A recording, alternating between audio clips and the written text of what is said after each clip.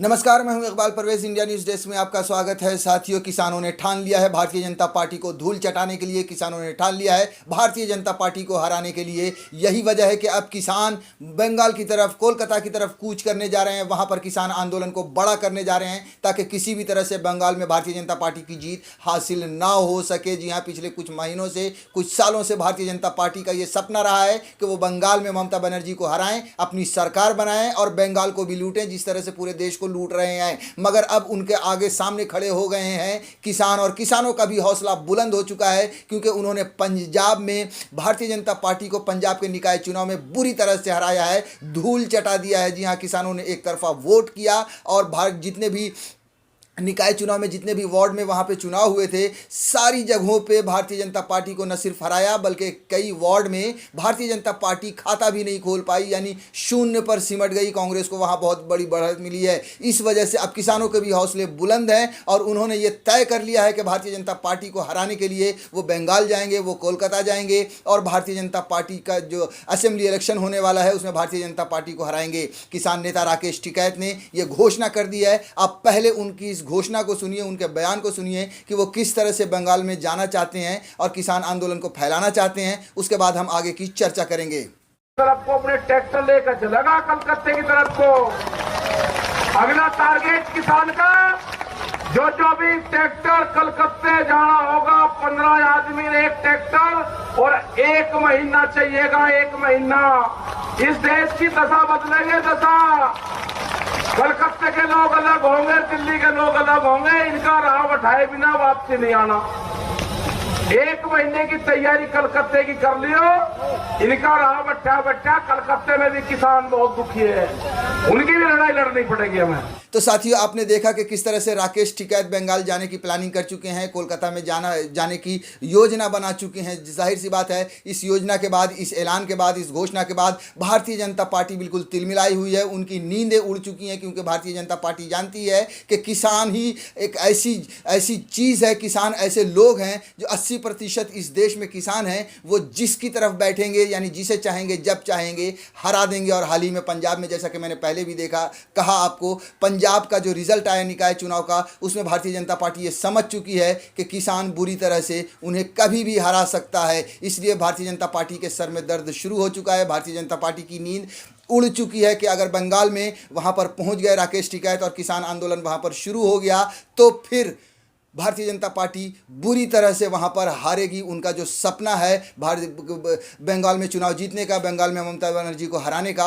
वो सपना उनका चूर चूर हो जाएगा। साथियों, किसान विरोधी 3 काले कानून बनाने के बाद पंजाब से ये आंदोलन शुरू हुआ और पूरे देश में धीरे धीरे ये आंदोलन फैला। लेकिन कुछ ऐसे इलाके हैं जहाँ की भाषाएँ अलग हैं, जैसे बंगाल हो या दक्षिण हो, वहाँ के भी लोग इस आंदोलन को सपोर्ट कर रहे हैं, किसान आंदोलन के साथ खड़े हैं, किसानों के साथ खड़े हैं, क्योंकि वहाँ पर भी किसान हैं। लेकिन उनकी बहुत बड़ी संख्या किसान के आंदोलन में शरीक नहीं हुई है, जो दिल्ली के चारों तरफ बॉर्डर पर किसान बैठे हैं। लेकिन अगर जब यहाँ के किसान आंदोलन, किसान का जो संगठन है, वो जब कलकत्ता में जाएगा, बंगाल में जाएगा, वहाँ पे महापंचायत करेगा, वहाँ पर किसानों को बताएगा कि किस तरह से भारतीय जनता पार्टी न सिर्फ देश को बेच रही है बल्कि किसानों को भी बेच रही है, न सिर्फ सरकारी कंपनियों को बेच रही है बल्कि किसानों की ज़मीन तक बेच रही है, अपने पूंजीपति दोस्तों के लिए कानून बना रही है। तो जाहिर सी बात है कि वहाँ का किसान भी, बंगाल का किसान भी, या फिर ऐसे कोई भी राज्य का किसान हो, वो भी भारतीय जनता पार्टी के खिलाफ खड़ा होगा। किसान का आंदोलन बढ़ रहा है, किसानों में एकता बढ़ रही है और बंगाल में इसका फायदा सीधे तौर पर तृणमूल कांग्रेस को होगा, ममता बनर्जी को होगा। क्योंकि जब ये आंदोलन शुरू होगा तो आंदोलन घर घर तक पहुंचेगा। वहां की लोकल मीडिया सपोर्ट करेगी, जो उनकी भाषा है बंगाली भाषा में किसानों की तकलीफें पहुंचाई जाएंगी, पहुंचेंगी। जो गोदी मीडिया वहां तक नहीं पहुंचाता है, वो वहां की लोकल मीडिया शायद पहुंचाएगी। और वहां के लोग जो किसान है, किसानों की, जैसा कि मैंने पहले भी कहा कि इस देश में 80% लोग किसान हैं, तो किसानों के माध्यम से किसानों तक ये बात पहुंचेगी कि भारतीय जनता पार्टी ने किस तरह से किसानों को धोखा दिया है। फिर क्या होगा? फिर वही होगा कि वहाँ पर भारतीय जनता पार्टी का सपना कभी पूरा नहीं होगा, भारतीय जनता पार्टी नहीं जीत पाएगी। और इसी की ज़रूरत है। अगर भारतीय जनता पार्टी को हराना है तो किसानों को एक होना पड़ेगा, किसानों को भी बंगाल में जाना पड़ेगा और किसान इसके लिए तैयार हो चुके हैं।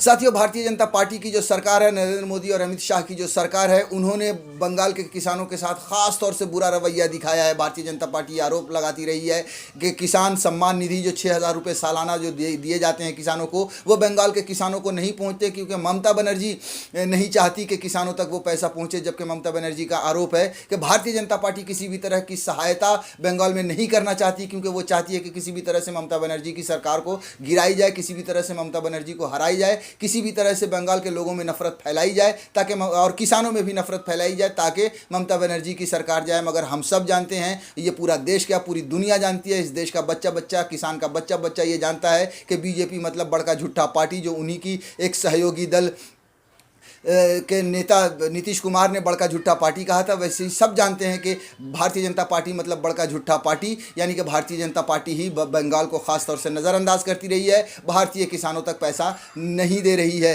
लिहाजा इसका भी पूरी तरह से असर पड़ेगा। और आपको बता दें कि भारतीय जनता पार्टी ने पिछले 2-3 महीने से जिस तरह से आक्रामकता के साथ बंगाल में अपना कैंपेन शुरू किया है, अपना जीत के लिए जो मोर्चे खोले हैं, जिस तरह से वहाँ पर नफरत बांटी है, जिस तरह से वहाँ पर भी हिंदू मुसलमान की राजनीति शुरू की है, उसके बाद भी वहाँ पर कुछ असर नहीं पड़ रहा है। जी हाँ, हम आपको बता दें कि अमित शाह की रैली में काले झंडे दिखाए जा रहे हैं। हालांकि गोदी मीडिया आपको ये खबर नहीं दिखाएगी, लेकिन अमित शाह की रैली में काले झंडे दिखाई जा रहे हैं। महिलाओं ने भी वहाँ पर काले झंडे दिखाए हैं, जो साफ ये दर्शाता है कि भारतीय जनता पार्टी का असर बंगाल की जनता पर नहीं पड़ा है। वो ममता बनर्जी से प्यार करते हैं और उन्हीं को जिताएंगे। लेकिन सोचिए कि अगर ये किसान आंदोलन वहाँ पर पहुँचेगा, किसान वहाँ पर जब घर घर तक भारतीय जनता पार्टी की बात को पहुँचाएंगे, उनके धोखे को पहुँचाएंगे कि किस तरह से भारतीय जनता पार्टी ने किसानों को धोखा दिया है, तब किसान पूरी तरह से भारतीय जनता पार्टी के अगेंस्ट जाएगा, जिसका और ज़्यादा वैसे भी भारतीय जनता पार्टी बंगाल में नहीं जीतने वाली है, जो विशेषज्ञों का मानना है,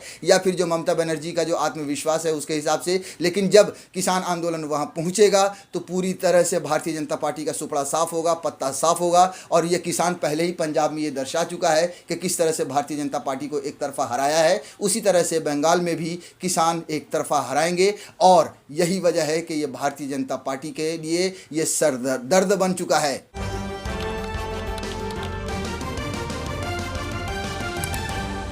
आपकी आवाज